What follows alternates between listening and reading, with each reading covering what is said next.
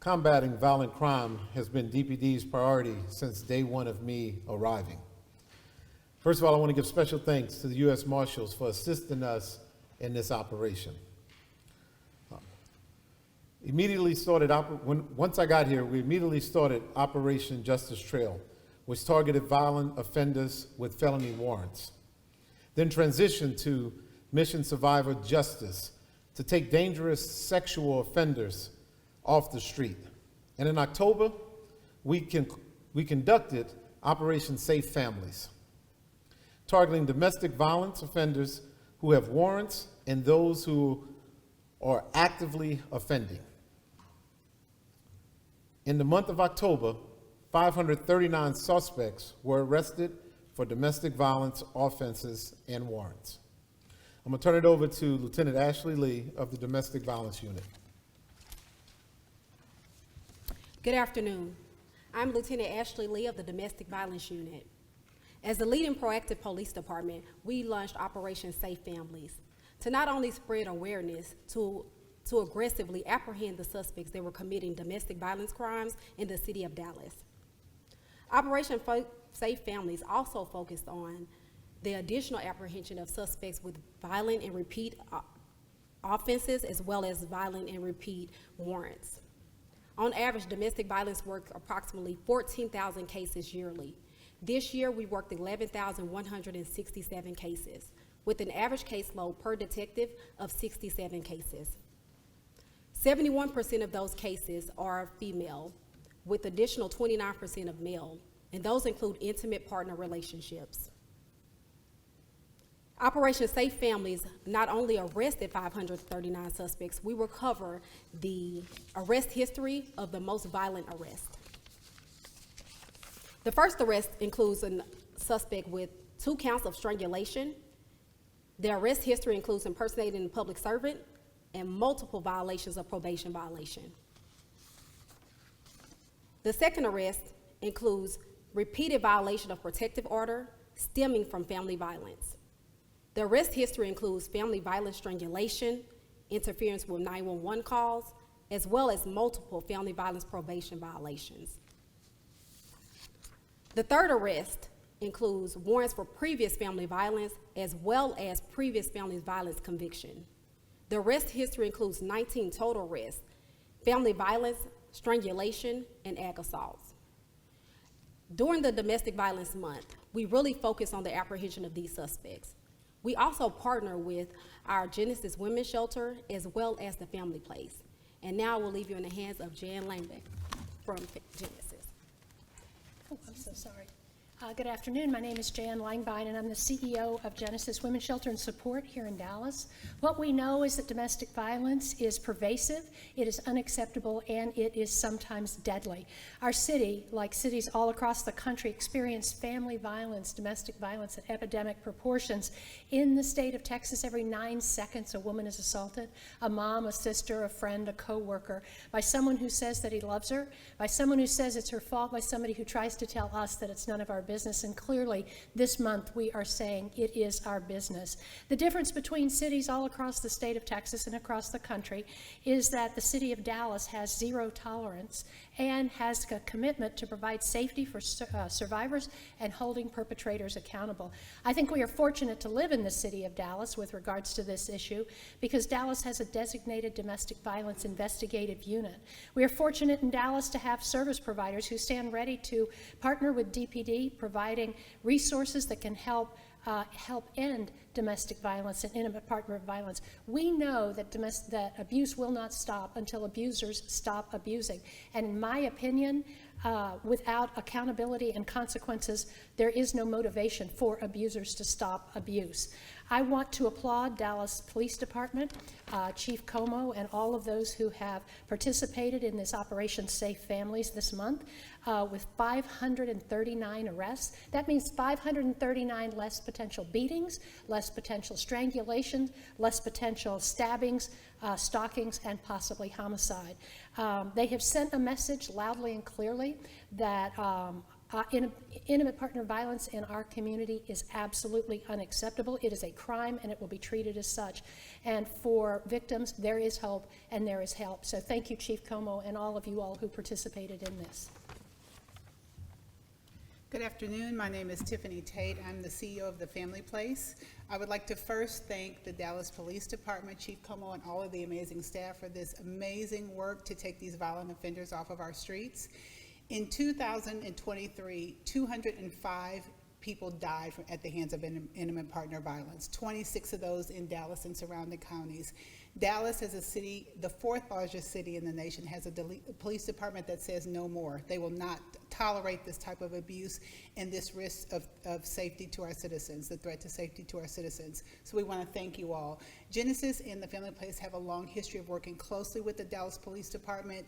They are our first responders when we need them, both in the community with our victims and on our campuses when offenders come on our campuses to locate our victims. And so we're very grateful for them, and we want to thank you. Thank you so much, Chief. Come on. Yeah. I want to thank all of the officers that worked on this operation to make so many arrests, but not only to make so many arrests, to talk to some of the victims and give them a way out, to give them help and hope. And also, Genesis and Family Place, it's so important that we work together, that we collaborate together on issues like this, because it's not just about arresting, it's about the education and awareness piece that's so important. And us working together, we can be a part of you, helping you push out the awareness and the educational piece to hope stop a little bit of this domestic violence. This is something that we're going to continue to focus on year-round. We're going to do what's necessary to bring justice to those that deserve justice. And again, I want to thank the U.S. Marshals for helping us in this. And as we move forward, we're going to work on a holiday safety initiative from the Dallas Police Department. We're looking forward to sharing more information about the next operation, but it's going to be a holiday safety initiative. Thank you. Yes. Do you guys still do the lethality studies when you come across victims? And did you categorize, or who did you select first? Or did you go after the worst first? Or how did you prioritize those that were being arrested? Well, we started off with the worst of the worst for those that had felony warrants. That we wanted to start with that to try to get them off the street immediately. As you know, and Dallas knows, we're really taking it serious about anyone that has a felony warrant that's walking the streets of Dallas. We want to get you off the street. So you can obviously turn yourself in. If you have a felony warrant, we'll be happy to let you turn yourself in. Otherwise, we're looking for you. Ashley, you want to? Absolutely. So Jan can join me. The lethality assessment protocol is to identify the people with the highest likelihood of murdering their victim. And so that is utilized to connect victims at the scene with service providers like the Family Place and Genesis. So there's a protocol and assessment that's done at the scene with the victim that identifies if there is a gun in the home, if the victim might be pregnant by a different person than her partner.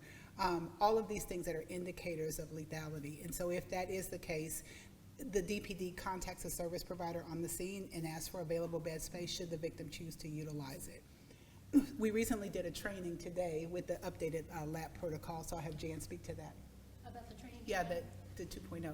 Yeah, so it was in 2015, was it? 2015 that then Chief Brown, David Brown, brought lethality assessment to Texas, to Dallas, to the city of Dallas. And now, after all these years, we're coming out with a 2.0. The city of Dallas has equipped all patrol officers with cell phones, which is going to be amazing to be able to write those reports right then and then disperse that into the service providers. But that's another example of us working together to make the city safer for survivors of domestic violence. Did that answer your question about lethality? Perfect, thank you. I have a question. You mentioned several times strangulation. Oh, I'm sorry. Strangulation cases. Yes. Have you seen a raise in those cases? What are you doing as a department? Because you mentioned before that you're looking for a partnership with a Parkland hospital for that specific cases. So, do you want to talk about the hospitals? So we're actually partnered with the hospitals. We had a meeting last month, which you're referring to, with the Dallas Police Department. We met with Baylor Hospital, and we're also going to meet with Parkland Hospital as well. So right now, they're conducting the strangulation exam, which means that a citizen, female or male, they walked into the hospital and they informed the hospital staff that they were strangled.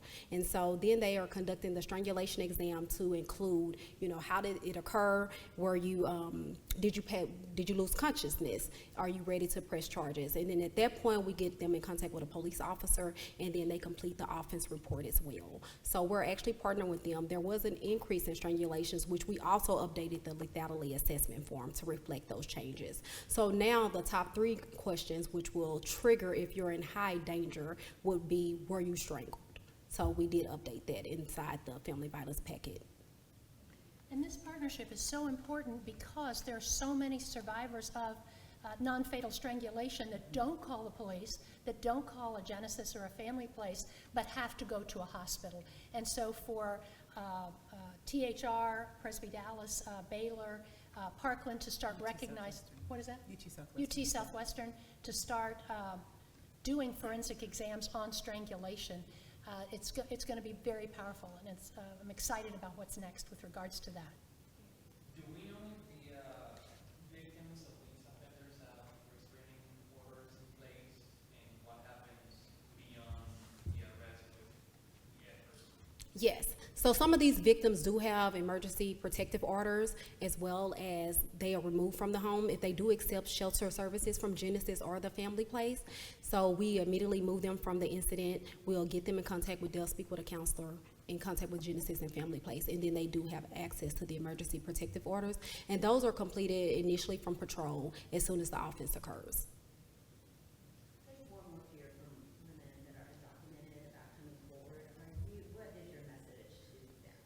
I would urge those women to come forward. It does not matter your immigration status. If you are within the city of Dallas and you are abused by a suspect that is committing family violence, we will make that arrest. We're not here to ask questions or victim blame. We want you to come forward and collect these services. It's our primary responsibility to protect you and your family. Some of those victims have children that are involved in the situation, and we wanted to immediately take care of them and remove them from being harmed again. I know that those ladies, maybe they are ashamed to call 911, but they can make a report online. And what happens, because when you make a report online, that page asking you for a driver's license, which they don't have. Okay, so I know that they can also text to call 911 if they are in a situation where they're not immediately able to speak. I will double check with the driver's license. That should not stop them from filing the police report. So they can also, some of those calls, like if they show up at the hospital, we're working out the expedited process for the strangulation portion of it as well. So they should be able to file those police reports, and if we are running into a problem, I will look into that. You're welcome.